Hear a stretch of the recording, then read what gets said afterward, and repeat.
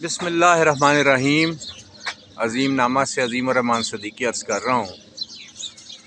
طویل موسم خزاں کے بعد بہار کا موسم آ گیا ہے۔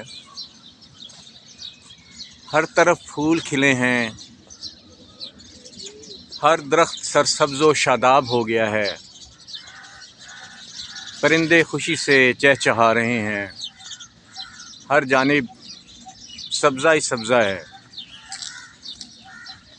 درختوں نے سرسبز لباس پہن لیا ہے، نئے پتے پھوٹ رہے ہیں۔ یہ دیکھیے،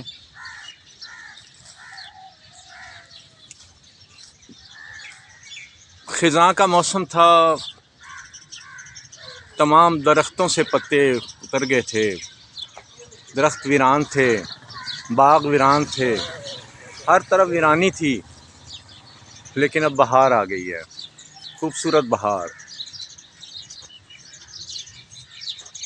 سب سے پہلے تو ہمیں اس سے یہی سبق لینا چاہیے کہ اللہ تعالیٰ کی ذات عظیم ذات ہے، اللہ ہی صرف اس کائنات کا مالک ہے۔ اور یہ دیکھیے کہ سب کچھ مردہ ہو چکا تھا، لگتا تھا درخت پودے ہر طرف ویرانی، اور یہ مردہ ہو چکے ہیں درخت، اور آج دیکھ لیں اللہ تعالیٰ نے انہیں پھر سے زندہ کر دیا ہے۔ اس لیے ہمیں اللہ سے محبت کرنی چاہیے، آخری نبی کریم صلی اللہ علیہ وسلم کے نقش قدم پر چلنا چاہیے، اور پھر ہمیں اس سے یہ سبق لینا چاہیے کہ زندگی میں اگر مشکلات آ جائیں تو آپ پریشان نہ ہوں، بلکہ کوششیں کریں، آخر وہ مشکلات ختم ہو جائیں گی۔ جیسے خزاں آئی اور آخر کار پودوں نے صبر کیا اور آخر کار بہار آ گئی، تو اسی طرح جناب زندگی میں جو مشکلات آئیں پریشان نہ ہوں۔ جو بھی مشکل آتی ہے اس میں امکانات ہوتے ہیں پوشیدہ، آپ ان امکانات کو تلاش کریں، مشکلات آخر ختم ہوتی ہیں۔ ہر مشکل کا ایک وقت ہوتا ہے اور آخر کو اس کو ختم ہونا ہی ہوتا ہے۔ جیسے سورہ الم نشرہ میں اللہ پاک فرماتے ہیں، بے شک مشکل کے ساتھ آسانی ہے، مشکل کے ساتھ آسانی ہے۔ تو اللہ پاک نے فرما دیا کہ مشکلات کے بعد آسانیاں آتی ہیں۔